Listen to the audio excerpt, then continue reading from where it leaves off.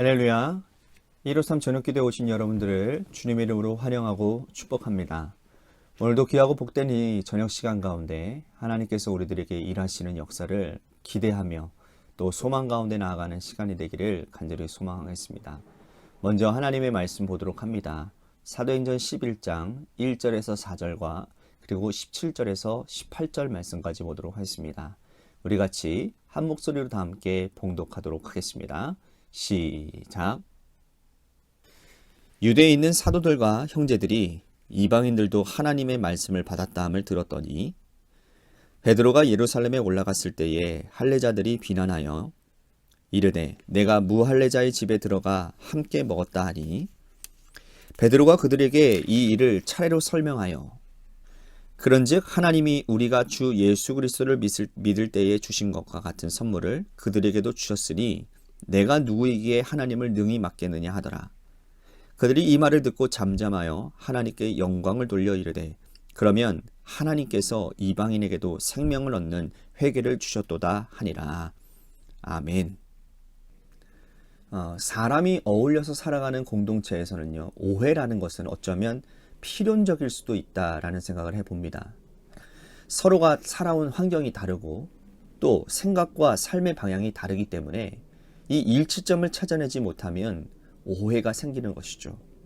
나는 이런 의도로 말한 것은 아닌데 상대방은 다른 의도로 받아들이면 갈등과 반목이 일어날 수밖에 없다라는 겁니다.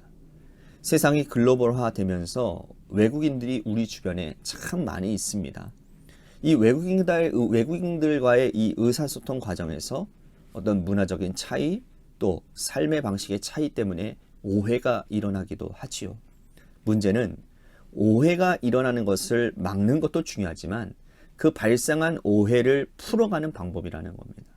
오해를 풀지 않고 그대로 두면 그것이 해묵은 감정이 되고 이 감정은 서로 간의 깊은 불신의 골을 만들어낼 것이라는 거예요. 공동체는 서로 화합하지 못하는 불행한 일이 일어나게 될 것이라는 겁니다.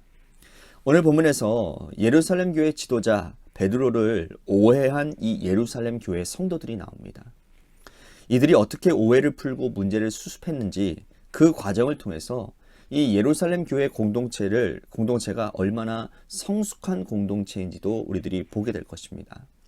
초대교회는 헬라에서 온 사람들과 또 본토 유대인들이 모여진 공동체였지만 공통 분모는 다 유대인 핏줄이었다라는 거예요. 그들은 예수 그리스도를 믿고 구원받은 백성들이었지만 이 유대인이라고 하는 어떤 한계를 벗어나지 못했다라는 겁니다. 그런데 이방인들에게도 복음이 전해지고 성령이 임하셨잖아요. 일치의 영이신 성령께서 고넬료에게 욥바에 있는 베드로를 찾으라고 말씀하셨고 욥바에서 기도하고 있던 이 베드로에게도 성령께서 의심하지 말라라고 따라가라고 말씀을 하셨습니다. 자, 베드로가 고넬료의 집에 모인 무리들에게 설교했을 때 성령이 말씀 듣는 모든 사람들에게 임하는 역사를 보게 됐어요. 사람들은 깜짝 놀랐죠. 그 자리에 있던 모든 사람들에게 세례를 베풀었습니다. 이방인들에게도 성령이 임하는 최초의 사례가 된 것이죠. 그런데 이 일이 예루살렘 교회에서 신앙생활하고 있던 사람들을 동요시켰다라는 겁니다. 그들이 지도자 베드로를 비난하고 나선 거예요. 왜 비난하고 나서느냐? 1절에서 3절 말씀 보시면 이렇습니다. 유대에 있는 사도들과 형제들이 이방인들도 하나님의 말씀을 받았다 함을 들었더니 베드로가 예루살렘에 올라갔을 때에 할례자들이 비난하여 이르되 네가 무할례자의 집에 들어가 함께 먹었다 하니. 자, 이들은 지금 교회의 일원이 되었지만 아직까지 뼛속 깊은 선민의식을 버리지 못했다라는 거예요. 그들은 유대인들이 어떻게 이방인들의 집에 들어가서 할례받지 않는 자들과 식사하고 세례를 베풀 수 있는지 이해할 수 없었던 겁니다. 그들은 예루살렘 교회에 올라온 이 베드로를 비난했습니다. 어떻게 당신이 이런 일을 행할 수 있느냐고 심하게 비난합니다. 그러나 베드로는 침착함을 잃지 않습니다.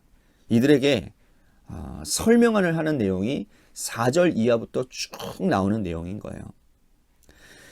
차례대로 설명했다라는 말은 지금까지 일어난 일들을 차근차근 설명했다라는 겁니다. 고넬료에게 성령께서 말씀하신 일과 자신이 욥바에서 기도했을 때에 성령께서 환상 중에 일어나 잡아먹으라 하신 그 말씀 기억나시죠? 또 고넬료가 보낸 사람이 그에게 왔을 때 성령께서 의심하지 말라 따라 나서라고 하신 이 말씀, 또 고넬료의 집에 가서 말씀을 전했더니 성령이 임하시는 사건까지 아주 차근차근 설명했다라는 거예요. 그리고 그 끝에 베드로가 이렇게 결론을 내리는데 17절 말씀 보십시오. 그런즉 하나님이 우리가 주 예수 그리스도를 믿을 때에 주신 것과 같은 선물을 그들에게도 주셨으니 내가 누구이기에 하나님을 능히 막겠느냐 하더라. 결국 이방인들에게 성령을 주신 일은 베드로 자신이 한 일이 아니라 하나님이 하신 일이고, 하나님이 하시는 일을 내가 누구이기에 막겠느냐라고 결론을 내리는 겁니다. 베드로는 오해받는 사람의 입장에서 할 수 있는 해명을 아주 충실하게 감당했어요. 이제 베드로의 해명을 들은 예루살렘 교회의 성도들 차례입니다. 이들은 이 베드로의 해명을 어떻게 받아들였을까요? 18절 말씀 보십시오. 그들이 이 말을 듣고 잠잠하여 하나님께 영광을 돌려 이르되 그러면 하나님께서 이방인들에게도 생명을 얻는 회개를 주셨다 하니라. 그러니까 이들은 열린 마음으로 베드로의 해명을 경청했고 그대로 수용했어요.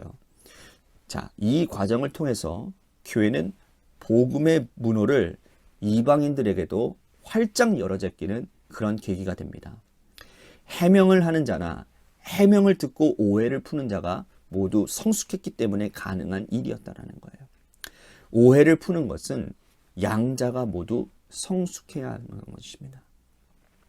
그런 의미에서 예루살렘 교회는 진실하고 성숙한 공동체임에 틀림이 없었습니다. 출애굽 공동체를 한번 떠올려 볼까요?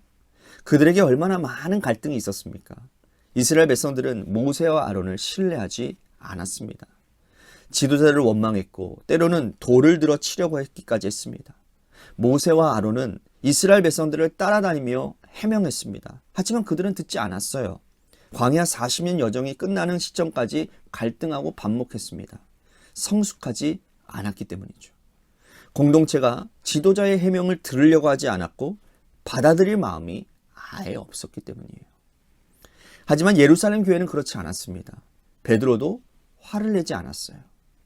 그는 영적인 카리스마를 가지고 있었지만 하나하나 설명하기 시작합니다. 왜냐하면 공동체의 약함을 알고 있었기 때문이라는 거죠. 그들이 지금까지 살아왔던 문화에서는 이 유대인이 이방인들과 식사하고 세례를 베푸는 것을 수용하지 못하는 것을 알고 있었기 때문입니다. 지도자는 그들의 약함을 알고 수용하고 차분히 설명하는 영적 성숙함이 있었고, 공동체는 지도자의 해명을 열린 마음으로 받아들이는 성숙함이 있었다는 거예요. 이들은 서로 간에 생겼던 오해와 불신의 장벽을 허물고 복음의 확장을 이루었습니다. 이렇게 오해가 풀릴 때 복음은 유대인뿐만 아니라 이방인들에게도 문호가 열려지는 역사가 일어나게 되었다는 거죠. 우리는 어떻습니까? 오늘 이 시대를 살아가면서 오해를 풀고 싶으나 상대가 진심을 받아들일 준비가 되어 있지 않다면 기다려 주시기를 바랍니다. 혹시 누군가가 오해를 풀기 위해서 대화를 시도한다면 우리는 열린 마음으로 귀를 기울여 경청해 보시기를 바랍니다. 그 과정에서 복음이 확장될 것입니다. 놀라운 역사가 일어날 것입니다. 오늘도 우리의 삶의 현장으로 나아가고 있지 않습니까? 많은 사람들을 만나면서 서로 간에 일어나는 갈등과 오해에 발목 잡혀 우리들이 살지 마시고 베드로처럼 그들을 긍휼히 여기는 마음으로 대화를 시도하시고 또 예루살렘 교회처럼 경청하는 마음을 가지고 오해를 풀어가는 그러한 성숙한 믿음의 공동체가 다 될 수 있게 되기를 바라겠습니다. 오늘 말씀을 생각하면서 우리 같이 기도했으면 좋겠습니다. 문제가 발생하면 오해를 묵히지 않고 풀어가는 지혜를 가지게 하여 주시고, 상대가 대화를 시도하면 마음을 열고 경청하는 솔로몬 같은 듣는 길을 허락해 달라고 우리 같이 기도했으면 좋겠습니다. 또한 오늘 우리 교회를 위해서 간절히 기도했으면 좋겠습니다.